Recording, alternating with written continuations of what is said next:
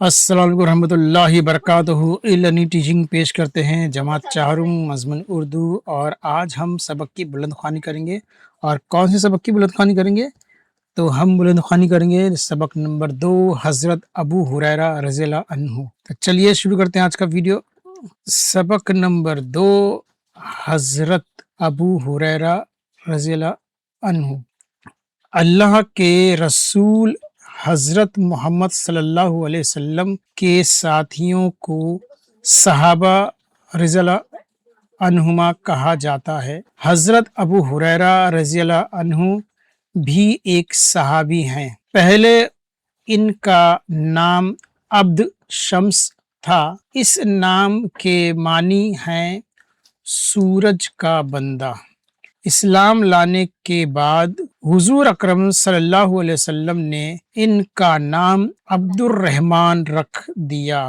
ان کے پاس ایک بلی تھی جسے وہ کھلاتے پلاتے، صاف ستھرا رکھتے اور اس سے کھیلتے تھے۔ بلی بھی ہمیشہ ان کے ساتھ رہتی۔ بلی سے اس قدر محبت کی وجہ سے اللہ کے رسول صلی اللہ علیہ وسلم نے انہیں ابو ہریرہ کہا کرتے۔ وہ اپنے اس نام سے مشہور ہوئے۔ حضرت ابو ہریرہ رضی اللہ عنہ کے خاندان کا تعلق علاقہ دوس سے تھا۔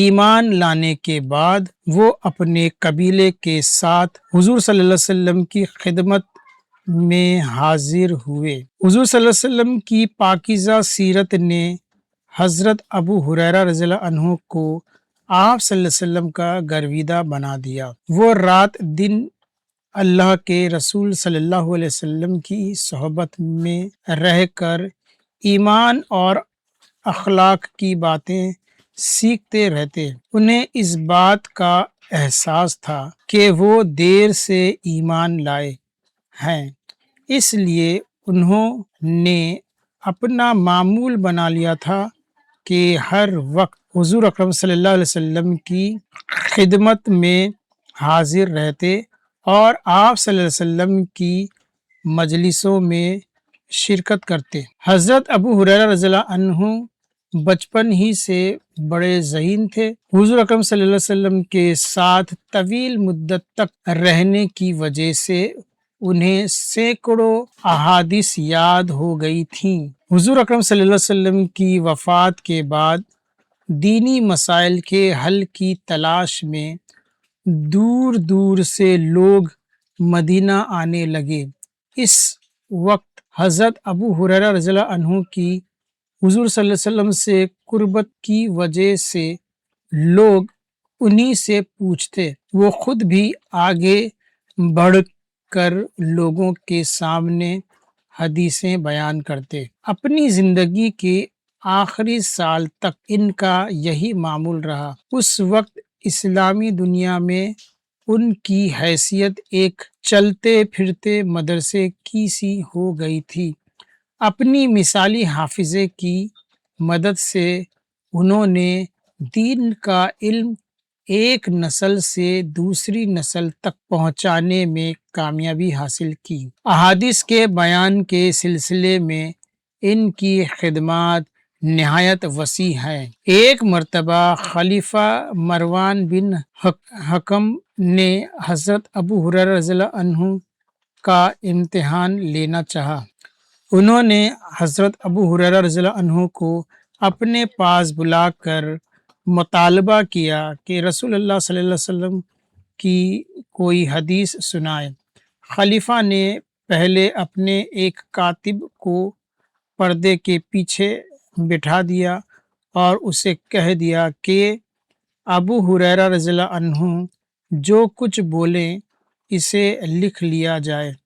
ایک سال بعد خلیفہ نے حضرت ابو ہریرہ رضی اللہ عنہ کو پھر بلوایا اور وہی حدیث سنانے کی فرمائش کی۔ انہوں نے ایک لفظ بھی کم زیادہ کیے بغیر حدیث سنا دی۔ حضرت ابو ہریرہ رضی اللہ عنہ کی جوانی کے ایام حضور اکرم صلی اللہ علیہ وسلم کی تربیت میں گزرے تھے۔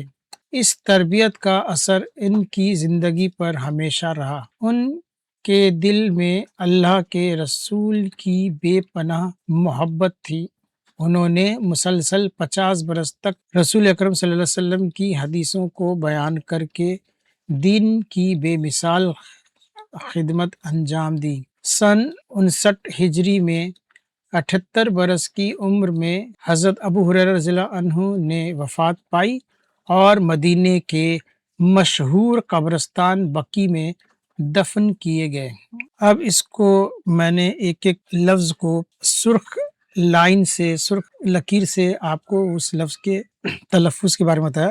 تو یہ ہے بلند خوانی، اس طریقے سے بلند خوانی کرنا چاہیے۔ تو یہ میں نے ایک ایک لفظ اس لیے پڑھ کے بتایا کہ اگر کسی کو اردو پڑھنا سیکھنا ہے تو اس طریقے سے آپ پڑھ سکتے ہیں، بلند خوانی کر سکتے ہیں۔ اب صحیح بلند خوانی جو روانی سے ہوتی ہے وہ میں آپ کو بتاتا ہوں۔ اللہ کے رسول حضرت محمد صلی اللہ علیہ وسلم کے ساتھیوں کو صحابہ رضی اللہ عنہما کہا جاتا ہے۔ حضرت ابو ہریرہ رضی اللہ عنہ بھی ایک صحابی ہیں۔ پہلے ان کا نام عبد شمس تھا، اس نام کے معنی ہے سورج کا بندہ۔ اسلام لانے کے بعد حضور اکرم صلی اللہ علیہ وسلم نے ان کا نام عبد الرحمن رکھ دیا۔ ان کے پاس ایک بلی تھی جسے وہ کھلاتے پلاتے، صاف ستھرا رکھتے اور اس سے کھیلتے تھے۔ بلی بھی ہمیشہ ان کے ساتھ رہتی۔ بلی سے اس قدر محبت کی وجہ سے اللہ کے رسول صلی اللہ علیہ وسلم نے انہیں ابو ہریرہ کہا کرتے۔ وہ اپنے اسی نام سے مشہور ہے۔ حضرت ابو ہریرہ رضی اللہ عنہ کے خاندان کا تعلق علاقۂ دوس سے تھا۔ ایمان لانے کے بعد وہ اپنے قبیلے کے ساتھ حضور اکرم صلی اللہ علیہ وسلم کی خدمت میں حاضر ہوئے۔ حضور اکرم صلی اللہ علیہ وسلم کی پاکیزہ سیرت نے حضرت ابو ہریرہ رضی اللہ عنہ کو آپ صلی اللہ علیہ وسلم کا گرویدہ بنا دیا۔ وہ رات دن اللہ کے رسول صلی اللہ علیہ وسلم کی صحبت میں رہ کر ایمان اور اخلاق کی باتیں سیکھتے رہے۔ انہیں اس بات کا احساس تھا کہ وہ دیر سے ایمان لائے ہیں، اس لیے انہوں نے اپنا معمول بنا لیا تھا کہ ہر وقت حضور اکرم صلی اللہ علیہ وسلم کی خدمت میں حاضر رہتے اور آپ صلی اللہ علیہ وسلم کی مجلسوں میں شرکت کرتے۔ حضرت ابو ہریرہ رضی اللہ عنہ بچپن سے ہی بڑے ذہین تھے۔ حضور اکرم صلی اللہ علیہ وسلم کے ساتھ طویل مدت تک رہنے کی وجہ سے انہیں سینکڑوں احادیث یاد ہو گئی تھی۔ حضور اکرم صلی اللہ علیہ وسلم کی وفات کے بعد دینی مسائل کے حل کی تلاش میں دور دور سے لوگ مدینہ آنے لگے۔ اس وقت حضرت ابو ہریرہ رضی اللہ عنہ کی حضور اکرم صلی اللہ علیہ وسلم سے قربت کی وجہ سے لوگ انہی سے پوچھتے۔ وہ خود بھی آگے بڑھ کر لوگوں کے سامنے حدیثیں بیان کرتے۔ اپنی زندگی کے آخری سال تک ان کا یہی معمول رہا۔ اس وقت اسلامی دنیا میں ان کی حیثیت ایک چلتے پھرتے مدرسے کی سی ہو گئی تھی۔ اپنے مثالی حافظے کی مدد سے انہوں نے دین کا علم ایک نسل سے دوسری نسل تک پہنچانے میں کامیابی حاصل کی۔ احادیث کے بیان کے سلسلے میں ان کی خدمات نہایت وسیع ہیں۔ ایک مرتبہ خلیفہ مروان بن حکم نے حضرت ابو ہریرہ رضی اللہ عنہ کا امتحان لینا چاہا۔ انہوں نے حضرت ابو ہریرہ رضی اللہ عنہ کو اپنے پاس بلا کر مطالبہ کیا کہ رسول اکرم صلی اللہ علیہ وسلم کی کوئی حدیث سنائیں۔ خلیفہ نے پہلے اپنے ایک کاتب کو پردے کے پیچھے بٹھا دیا اور اسے کہہ دیا کہ ابو ہریرہ رضی اللہ عنہ جو کچھ بولے اسے لکھ لیا جائے۔ ایک سال بعد خلیفہ نے حضرت ابو ہریرہ رضی اللہ عنہ کو پھر بلوایا اور وہی حدیث سنانے کی فرمائش کی۔ انہوں نے ایک لفظ بھی کم زیادہ کیے بغیر حدیث سنا دی۔ حضرت ابو ہریرہ رضی اللہ عنہ کی جوانی کے ایام حضور صلی اللہ علیہ وسلم کی تربیت میں گزرے تھے۔ اس تربیت کا اثر ان کی زندگی پر ہمیشہ رہا۔ ان کے دل میں اللہ کے رسول صلی اللہ علیہ وسلم کی بے پناہ محبت تھی۔ انہوں نے مسلسل 50 برس تک رسول اکرم صلی اللہ علیہ وسلم کی حدیثوں کو بیان کر کے دین کی بے مثال خدمت انجام دی۔ سن 59 میں ہجری میں 78 برس کی عمر میں حضرت ابو ہریرہ رضی اللہ عنہ نے وفات پائی اور مدینے کے مشہور قبرستان بقیع میں دفن کیے گئے۔ تو امید ہے یہ ویڈیو پسند ہوگا۔ جو بچے اردو پڑھنے میں ہچکچاتے ہیں، ڈرتے ہیں، وہ اس ویڈیو کو جتنی بار، جب تک وہ اردو پڑھنے نہیں سیکھتے ہیں تب تک کہ اس کو بار بار لفظ لفظ میرے ساتھ دہراتے جائیں، تو انشاءاللہ آپ کو الفاظ کی شناخت بھی ہو جائے گی، اور جو لفظ ریپیٹ ہوئے بار بار وہ لفظ کا املا بھی آپ کو آ جائے گا۔ تو ویڈیو کو اتنی بار دیکھیں جتنی بار میں آپ کو یہ سبق یاد ہو جاتا ہے اور الفاظ کی بناوٹ آپ کو سمجھ میں آتی ہے۔ تو اس ویڈیو کو زیادہ سے زیادہ شیئر کیجئے، چینل کو سبسکرائب نہیں کیے تو سبسکرائب ضرور کیجئے۔ ملتے ہیں اگلے ویڈیو میں، تب تک کے لیے